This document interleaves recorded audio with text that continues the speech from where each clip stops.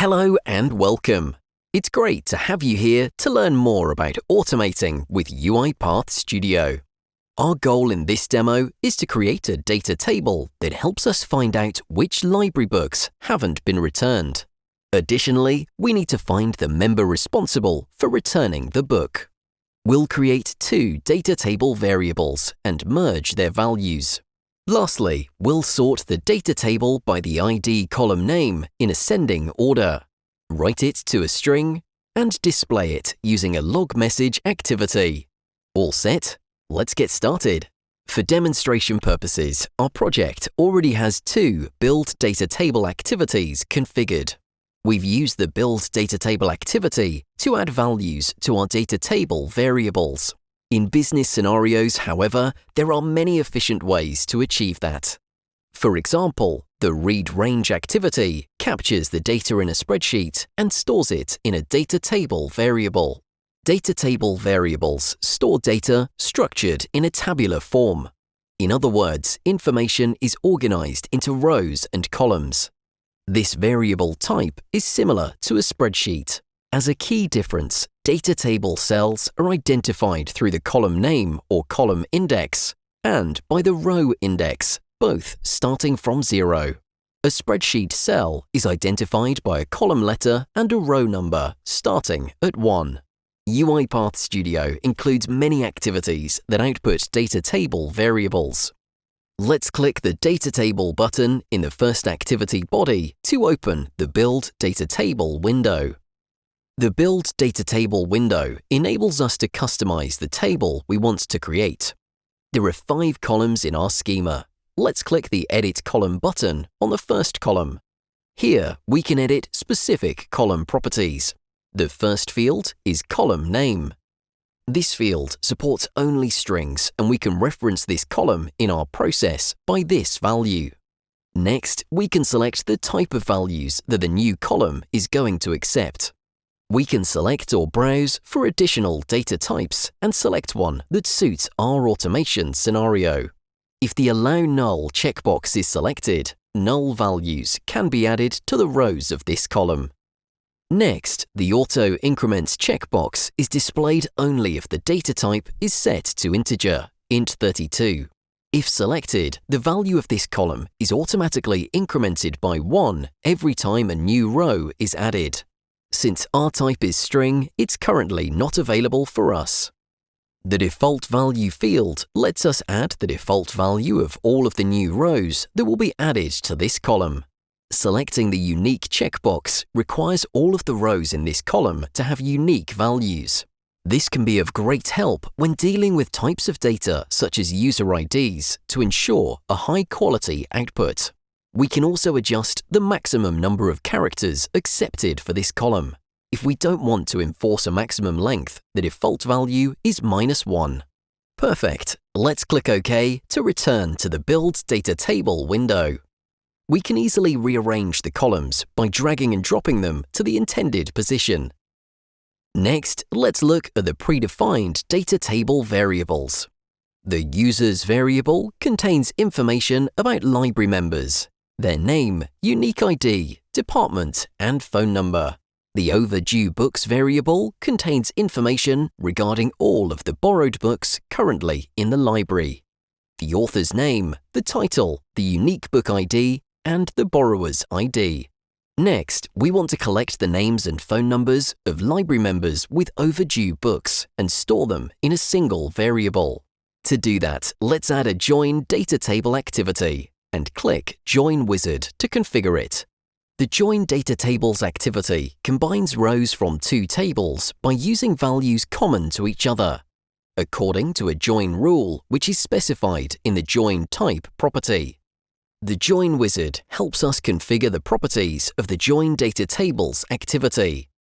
The input and output data table fields let us control which tables need merging and where we want to store the result. The Join Type property determines the type of join operation we want to use. Our options are inner, left, and full. In our case, the join type is inner because our resulting data table must include rows extracted from both our tables according to the join rule that we'll configure. Any rows that don't meet the rule are removed from the resulting table. The data table we'll provide in the input data table 1 field is DT overdue books. The DT users variable goes in the input data table 2 field. Let's create a new variable for the output. We'll call it DT borrowed books. Now let's make sure that our join type operation is set to inner. We want to join all of the rows which have the same value in the ID column. To do this, we'll type in ID between quotation marks inside column table 1 and column table 2 fields and select the equal operator. Perfect! We're done configuring this activity. We can click OK.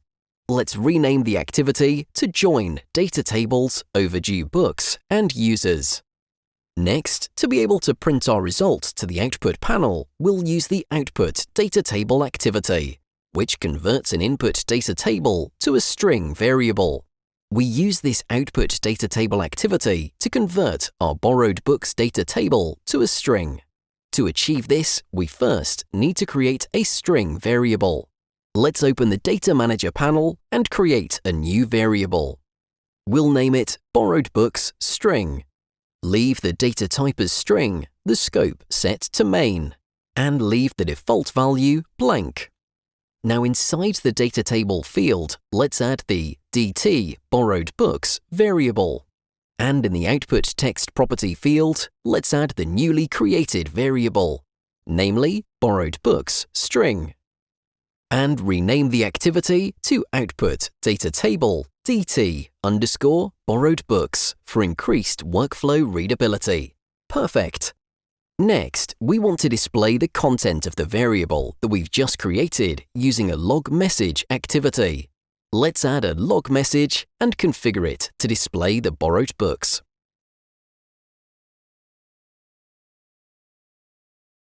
Now let's run the workflow. We can see in the output panel that the results are as expected. However, there are some unwanted details that we can filter out to prevent confusion. Specifically, the ID column is included twice, and the department isn't relevant. Thus, let's add 2 Remove Data Column activities. We'll place them just above the Output Data Table activity. We'll use the first one to remove the duplicate column from the DT Borrowed Books data table. Let's use the index of the column that we want to remove, which is 6, and add the DT Borrowed Books variable inside the data table field to indicate the data table. We can rename this activity to Remove Data Column Duplicate ID. Now for the next one, we can use either the index or the name to indicate the column to be removed. Let's type department between quotation marks inside the column name field. Add DT Borrowed Books inside the data table field. And rename this activity as well. Let's run the workflow again. Great! The unwanted columns have been removed as expected. Now for the last touch, let's sort the data according to the user ID to make sure that users are contacted to return all of the books that they've borrowed. Let's add a Sort Data Table activity. As with the previous activities, above the Output Data Table activity. Add the DT Borrowed Books variable both as an input and output variable inside the Properties panel. Now for the sorting column section, let's type in ID in the name property field. By default, the order is ascending, meaning that the first value is the lowest, while descending means that the first value is the highest. We'll leave it as it is.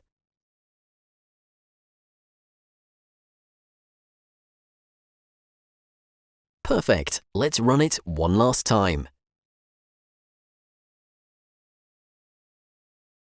The output panel now shows the sorted data table with the details of the overdue books for each column. Great! Here are some of the key points that we learned in this demo.